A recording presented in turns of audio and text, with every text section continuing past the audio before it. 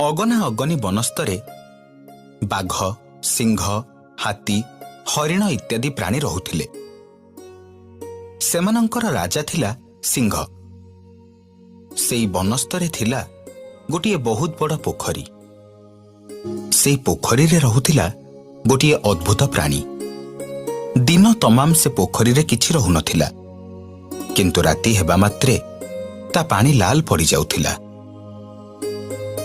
ସେଥିପାଇଁ ରାତିରେ ସବୁ ପ୍ରାଣୀ ପୋଖରୀ ପାଖକୁ ଯାଉଥିଲେ ବି କେହି ଭିତରେ ପଶିବାକୁ ସାହସ କରୁନଥିଲେ।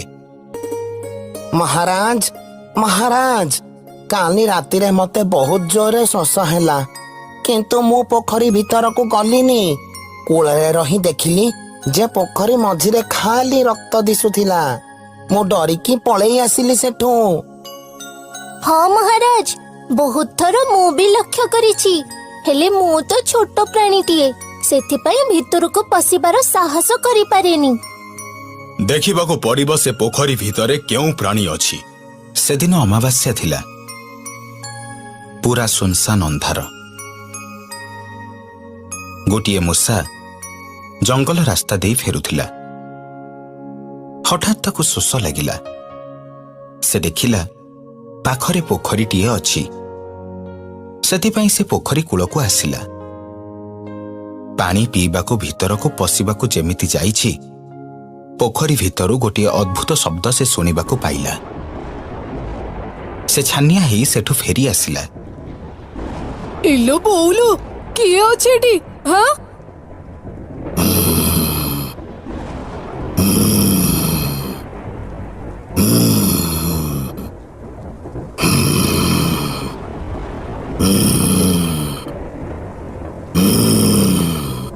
ଦିନେ ସେ ବଣରେ ଗୋଟିଏ ମାଙ୍କଡ଼ ପହଞ୍ଚିଲା। ସେ ବହୁତ ଖୁସ୍ ମିଜାଜର ଥିଲା। ସେ ଏ ଡାଳରୁ ସେ ଡାଳକୁ ଡେଇଁ ବିଭିନ୍ନ ପ୍ରକାରର ଫଳ ଖାଇଲା।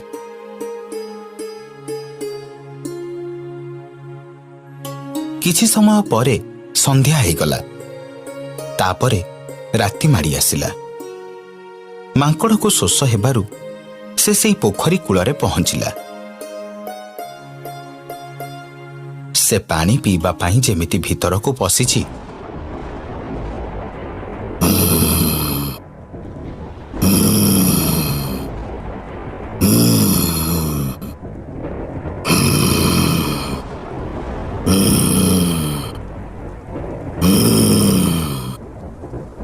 ଆରେ ବାପରେ, କିଏ ଅଛି ଏଠି?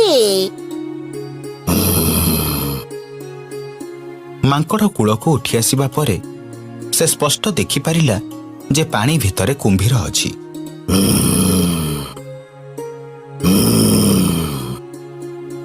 ରାତି ପାହି ସକାଳ ହେଲା। ସିଂହ ମହାରାଜଙ୍କ ଗୁମ୍ଫାରେ ହାତୀ, ବାଘ, ହରିଣ, ଭାଲୁ, ଠେକୁଆ ଇତ୍ୟାଦି ପ୍ରାଣୀମାନଙ୍କର ସଭା ବସିଥିଲା। ସେଠି ବି ସେଇ କଥା ଆଲୋଚନା ହେଉଥିଲା। ମାଙ୍କଡ଼ ସେମାନଙ୍କ ସଭାରେ ପହଞ୍ଚିଲା ଆଉ କହିଲା, ମହାରାଜଙ୍କର ଜୟ ହେଉ। କିଏ? ମହାରାଜ, ମୁଁ। କୁହ କ'ଣ ହେଇଛି? ମହାରାଜ, କାଲି ରାତିରେ ମୁଁ ସେ ପୋଖରୀକୁ ପାଣି ପିଇବାକୁ ଗଲାବେଳେ ମହାରାଜ, ମୁଁ ନିଜ ଆଖିରେ ଦେଖିଛି ଯେ ସିଏ କୁମ୍ଭୀର।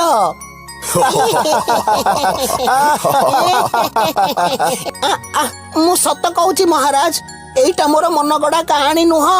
ଆମେ ସମସ୍ତେ ଏତେ ଦିନ ଧରି ଏ ଜଙ୍ଗଲରେ ରହୁଛୁ।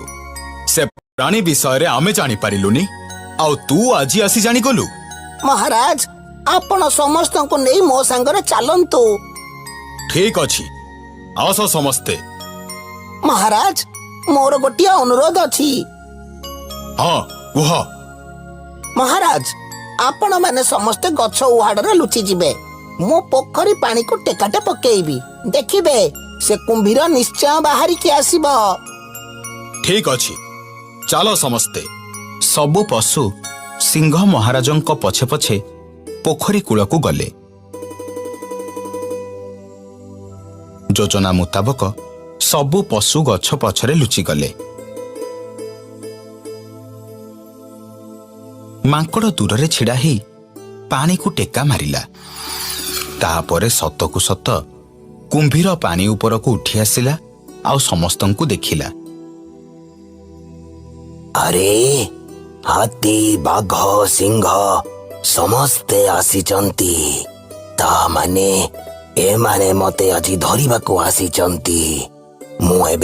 ମୁଁ ଏବେ ପାଣିରେ ଭାସିବି। ଉପରକୁ ଉଠିଗଲେ ଧରା ପଡିଯିବି ମୁଁ। କୁମ୍ଭୀର ପାଣି ଉପରେ ପଥର ଭଳି ଭାସିଲା। ତାକୁ ଦେଖି ସିଂହ କହିଲା, ଆରେ ମୂର୍ଖ ମାଙ୍କଡ, ଏଇଟା ତ ପଥର।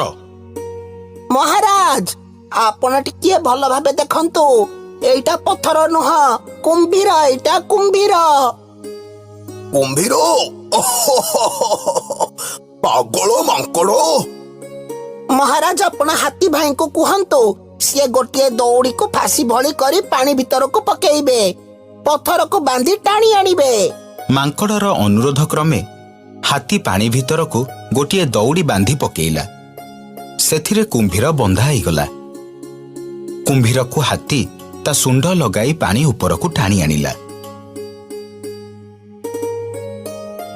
ସମସ୍ତେ କୁମ୍ଭୀରକୁ ଦେଖି ବଡ଼ ଆଶ୍ଚର୍ଯ୍ୟ ହେଇଗଲେ। ଆରେ ଆରେ, ଇଏ ତ ସତରେ କୁମ୍ଭୀରଟା। ଏଇ ବଦମାସଟା ତାହେଲେ ଆମକୁ ଏତେ ଦିନ ଧରି ହଇରାଣ କରୁଥିଲା। ୟାକୁ ଜମା ଛାଡନି, ସମସ୍ତେ ମିଶିକି ମାର। ମାରନି, ମାରନି ମତେ, ମାରନି ମତେ। ତତେ ଆମେ କେବେ ବି ଛାଡ଼ିବୁନି। ତୁ ଏତେ ଦିନ ଧରି ଆମକୁ ଅସୁବିଧାରେ ପକେଇଛୁ, ତତେ ଆମେ ପୁଣି ଛାଡ଼ିଦବୁ? ମୋ ଉପରେ ଦୟା କର, ସମସ୍ତେ ମତେ ମାରନି। ମହାରାଜ, ଏମାନେ ମତେ ମାରିଦେବେ। ଏମାନଙ୍କୁ କୁହନ୍ତୁ ମତେ ଛାଡ଼ିଦେବେ। ତତେ କେହି ଛାଡ଼ିବେନି। ତୁ ଏତେ ଦିନ ଧରି ଆମ ସମସ୍ତଙ୍କୁ ମାନସିକ ଯନ୍ତ୍ରଣା ଦେଇଛୁ। ଆସ ସମସ୍ତେ, ମାର ୟାକୁ। ସବୁ ଜୀବ ଆସିଲେ ଆଉ କୁମ୍ଭୀରକୁ ମାରିଲେ। ଗୋଇଠା ପରେ ଗୋଇଠା ମାରି ଚାଲିଲେ। କୁମ୍ଭୀର ରକ୍ତାକ୍ତ ହେଇଗଲା ଆଉ ଶେଷରେ ନିସ୍ତେଜ ହେଇ ପଡ଼ିଗଲା। ଏବେ ସମସ୍ତେ ମାଙ୍କଡ ପାଖକୁ ଆସିଲେ। ଧନ୍ୟବାଦ ମାଙ୍କଡ, ତମେ ଆମକୁ ରକ୍ଷା କରିଦେଲ। ଏବେ ମୋ ପ୍ରଜାମାନେ ସମସ୍ତେ ଏଇ ପୋଖରୀରୁ ପାଣି ପିଇ ପାରିବେ। ତମେ ବହୁତ ଜିଦିଆ, ଆଉ ବେଳେ ବେଳେ ଜିଦ୍ ବି କାମରେ ଆସିଥାଏ। ଯେମିତି ଆଜି ଆମେ ସମସ୍ତେ କୁମ୍ଭୀରକୁ ଦେଖିପାରିଲୁ। ଧନ୍ୟବାଦ, ତମ ପାଇଁ ଆଜି ପୁରା ଜଙ୍ଗଲଟା ରକ୍ଷା ପାଇଗଲା। ମାଙ୍କଡର ଏବେ ମନ ଖୁସି ହେଇଗଲା।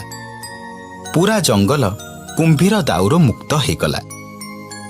ସମସ୍ତେ ଚାଲିଗଲା ପରେ ମାଙ୍କଡ ଗଛ ଉପରକୁ ଚଢ଼ିଗଲା ଆଉ ଏ ଡାଳରୁ ସେ ଡାଳକୁ ଡେଇଁ ପୁଣି ଥରେ ଫଳ ଖାଇ ମଜା ନେଲା।